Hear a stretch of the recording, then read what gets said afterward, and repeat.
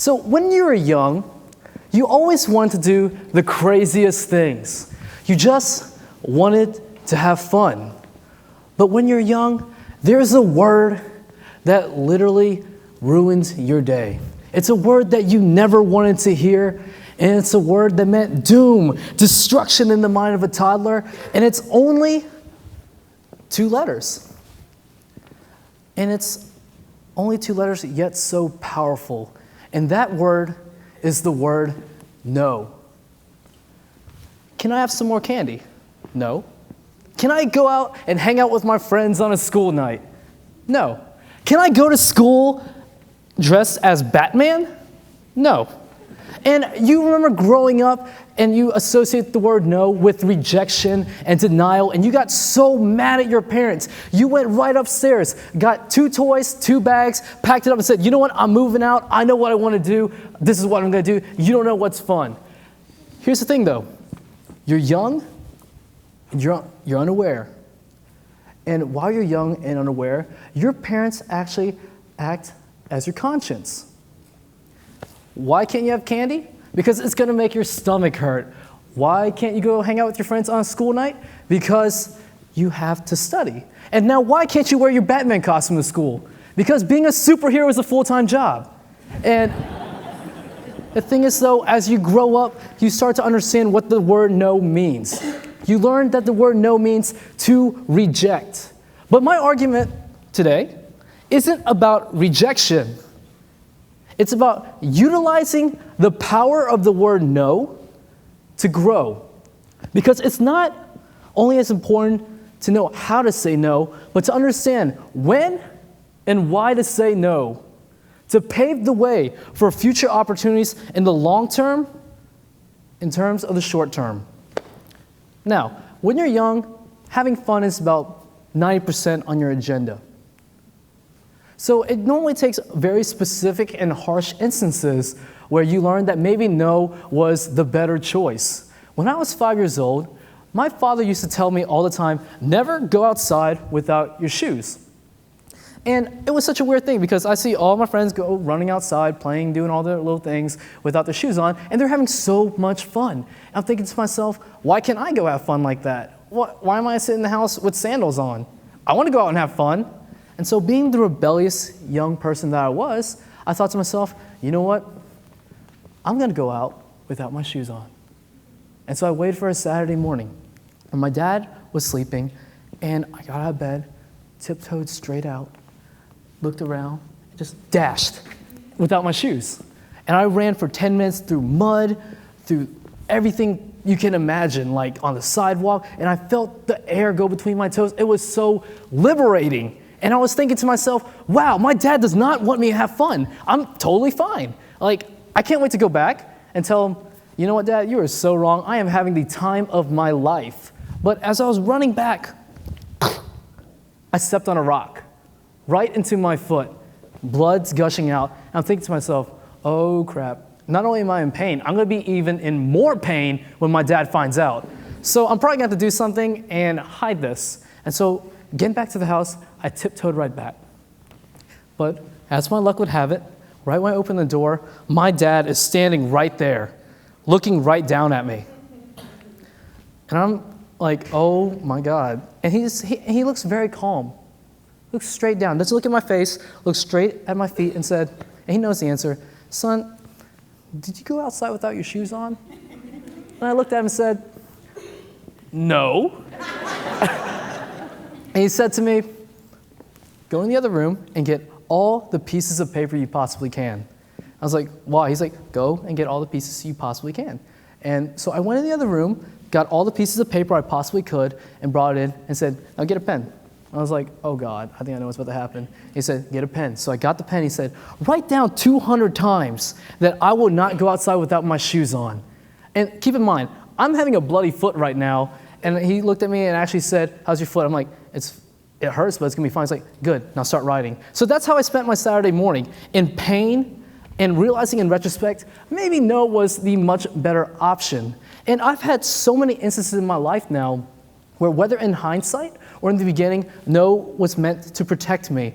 And I realized that later. And because the word no is essentially a way to combat the dangers of the word yes. And today, I want you to think of something very differently when it comes to the word no. I want you to think of the word no as a protective shield in compliments to the swords of yes. And here's the thing though, there are so many of those who wield the swords of yes, but so few wield the shield of no. Because no one wants to wield the shield of no if they have to think they have to reject someone, because the word literally means no, to reject. No one wants to reject a loved one, a friend, or even be rejected themselves. Yet for some reason, there are so many yes men out there, yet you think to yourself, are the world's most successful people yes men? Do you think public figures like Nelson Mandela, Martin Luther King, and Steve Jobs said yes to every opportunity thrown their way? Steve Jobs actually said, I am just as proud of the things that I haven't done as the things I have done. And at Big Fish presentations, we faced a very similar situation where months ago, we got an amazing offer to be on a show called Shark Tank. And for those of y'all that don't know the show Shark Tank, it's a reality TV show where you go on the show and pitch to a panel of celebrity investors, and the marketing itself is worth hundreds of thousands of dollars, but in return for pitching to the investors, they potentially can give you X amount of dollars for X amount of your company. And it was literally one of the coolest things you can imagine being even asked on the show, considering we're a young startup. And I remember being so stoked, but something in my heart said, don't do it. But I'm like, whatever, I'm not going to listen to it. And so we went through the first round of interviews. Second batch of interviews came around, and the noise started coming from my heart even louder and said, no, Kenny, don't do it. But once again, I was thinking about the money. And so I didn't listen to the voice. And altogether, the voice stopped. And so with the third and final round of revisions coming around, that's when the voice didn't appear, and I was so excited because I remember taking my team out that day to lunch, knowing that later that day we'll have a phone conversation with the executive producers on accepting our bid to go to Los Angeles to film the show. And we were having so much fun, and we're just chatting, saying what we're going to do in LA, what are we going to do with all the money we're going to get, what are we going to do with the publicity, how does it feel like to be a celebrity entrepreneur? It was literally so exhilarating. But then I got a call while at lunch that changed my life. I stepped outside, took the call, and it was one of my mentors. She said, Kenny, what does your heart tell you to do? Because she can tell in my voice I wasn't confident in my decision. Something started ringing in me. I didn't say anything back, and she asked again, Kenny, what does your heart tell you to do? And that's when I realized something. My heart was screaming out for me, and I didn't listen to it. I sacrificed my ethics as an entrepreneur of rather building the company rather than chasing the money, and that's not what I built our company on. And you can imagine how I felt to walk back in. I know several members of my team members are here today, and they remember how grim my face was as I walked in and said, guys, we're not going to go on the show. But yet, while you might think that's a loss, there is a method to the madness. And there was a lesson taught to me that money can never buy. And that lesson was following your gut feeling. And here's the thing. So many times do we take the swords of yes, slashing right through the opportunities of life, crushing right through, that we sometimes realize some obstacles we just can't cut. When do you use your shield to protect you? And that's the trick. When to use your sword versus your shield.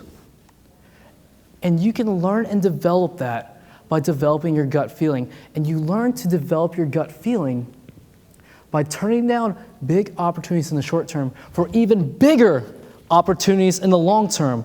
Because for so long, it's the sword of yes being globalized. Everyone loves saying yes. But here's the thing. The shield of no one gives its due credit. Yet if you think about it, how many times have you said no to the right things where you evolved as a person, where you grew yourself as a person? Probably lots and lots of times. And so my challenge to you today is this. The next time you say no, think about, am I closing the door on something, or am I opening the door for some new opportunities? Thank you very much.